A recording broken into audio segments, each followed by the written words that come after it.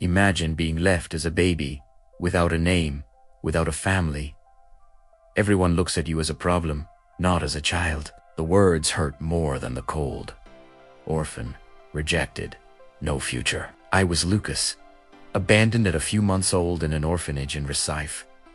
I grew up hearing that I would never be anyone. The families who visited me would return me as if I were defective. No one believed I could be more than a rejected boy, but inside me burned a silent determination. This is the story of how I went from total abandonment to surprising success. Prepare yourself, because the ending will leave you speechless. They say he doesn't adapt. Others complained. By the age of 7, I had already been rejected 8 times. In the orphanage, the other children called me the unlucky one. The educators would say, "Lucas, you need to smile more." I smiled little because I was afraid of getting attached. The nights were long. I would hug an old teddy bear and imagine a mother. One day, a rich family took me home. They gave me toys and new clothes. After 2 months, they returned me. "He doesn't fit into our lifestyle," was the excuse. I returned to the orphanage with my small backpack. The children laughed. Rejected again, I would hide in the backyard and cry alone. The director would comfort me. "God has a plan, Lucas." I didn't understand what that plan was. At 10 years old, I started helping in the kitchen. I washed dishes and set the tables. The cooks noticed my dedication. But outside, the world saw me as a problem. At school, my classmates avoided me. They said that an orphan brought bad luck. I studied in silence, getting good grades. The teachers praised me, but no one adopted me. The rejection became a constant shadow. Even so, I promised myself, one day, I will show that I am worth it. The abandonment hurt deeply, but it didn't break me. I observed the world and learned on my own. At 12 years old, I already knew how to cook simple meals. That was my small comfort. At 13 years old, the orphanage became overcrowded. I was transferred to a larger group home. There were strict rules and few caresses. I shared the room with 5 boys. They fought for attention. I preferred to stay quiet, reading old books. School was my refuge. I got the best grades in mathematics. The science teacher encouraged me. "Lucas, you have a good head," she would say. But at home, the educators would pressure me. "Stop being so closed off. No one is going to want you like this."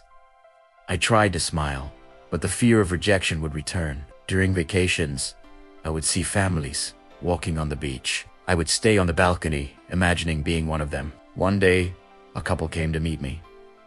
They took me for a weekend. I ate ice cream and watched a movie. On Sunday, they returned me. "He is too independent," was the reason. I came back devastated, but I didn't cry in front of anyone. I started fixing broken things in the group home. Outlets, fans, old bicycles. The boys started calling me when something broke. That gave me a little sense of value. At 15 years old, I joined an informatics project. I learned to handle old computers. I fixed the ones at the shelter and at school. The teachers noticed my talent, but my classmates still called me the weird orphan. I swallowed the words and kept studying. At night, I dreamed of having my own house with a table where I could study in peace. The rejection continued, but my skills grew. I helped the younger ones with their homework. They looked at me with admiration. For the first time, someone needed me. Life in the shelter was hard, but it taught me resilience. I promised, I will leave here different. At 16 years old, I participated in a science fair. I built a simple electrical circuit project using recycled parts from the shelter. The project received an honorable mention. An engineer on the panel called me to talk. "You have a gift for this young man." He gave me his card and told me to call. I kept the card like a treasure. At the group home, I showed the award. Some boys clapped. Others said, "Beginner's luck." The teacher encouraged me to study more. I started going to a public library. I read about electronics and programming. I fixed computers for neighbors in the neighborhood. I earned a little money. I bought my first set of tools. The educators at the shelter started looking at me differently. "Lucas is changing," they commented. but there was still rejection. A family visited me at 17 years old. After a month, they returned me again. "He thinks too much," was the excuse. This time, I didn't cry. I just picked up my tools and continued. The engineer from the event called me for an internship. I worked on Saturdays at a small workshop. I learned to assemble simple solar panels. The boss praised my speed. For the first time, someone saw me as capable. The boys at the shelter asked me to teach them. I gave informal classes on electricity. Timid respect began to emerge. At 18 years old, I left the care system. I got a scholarship for a technical electronics course. I lived in a small rented room. I worked at night at a LAN house, fixing PCs. The customers treated me well, but some neighbors knew my story. They commented, "That's the orphan, poor thing." I listened and worked harder. In the course, I was the best in the class. The teacher recommended me to a large company. In the interview, they mentioned my background. The manager hesitated. "Are you sure he can handle it?" I asked for a 1-week trial without pay. I worked day and night. I solved problems that no one could. At the end of the week, I was hired. The older colleagues tested me. They gave me difficult tasks to see if I would quit. I finished everything with excellence. One day, there was a major system failure. The company lost hours of production. I stayed until dawn and fixed everything. The owner came personally to thank me. "Lucas, you saved the day." The same ones who doubted now asked me for help. Respect began to grow, for real. At 22 years old, I was already a senior technician. I created a solar energy project for the company. It saved thousands of reais. The owner promoted me to coordinator. Some former shelter colleagues came looking for me. I helped with advice and small jobs. My fame as the orphan who fixes everything spread. A university offered me a scholarship for engineering. I studied at night while working. I graduated with honors. At the graduation, the engineer who discovered me was there. He hugged me and said, "I knew it." The company gave me a junior engineer position. I led important projects. Important clients started asking for me. A big businessman hired me as a consultant. He didn't know my background at first. When he found out, he was impressed. From a rejected orphan to this, impressive. I replied, "It was hard work." The old educators from the orphanage invited me to give a talk. I told my story without drama. The teenagers looked at me with hope. I said, "If I made it, you can too." At 28 years old, my company won a national award. My renewable energy project was highlighted. A newspaper published my full story. The rejected orphan who lit up the city.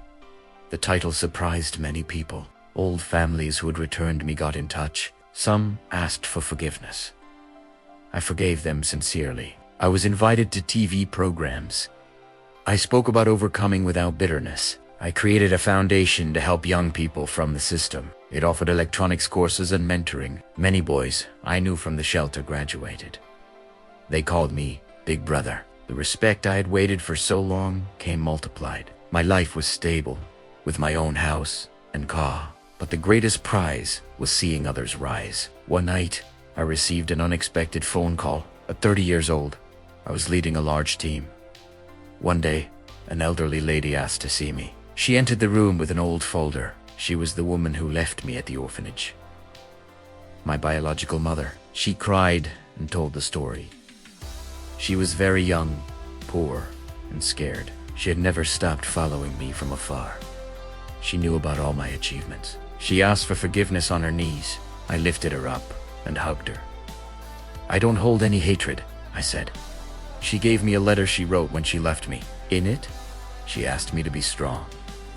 I read it and smiled. I invited her to live near me, not as a mother, but as someone who deserved a second chance.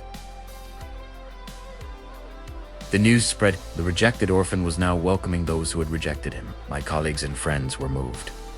The foundation grew and helped hundreds of young people. I married a woman who loved me for who I am. We had a son. On the birth certificate, I put my full name. Lucas Silva, the boy no one wanted. Today he plays in the backyard, and I tell him stories.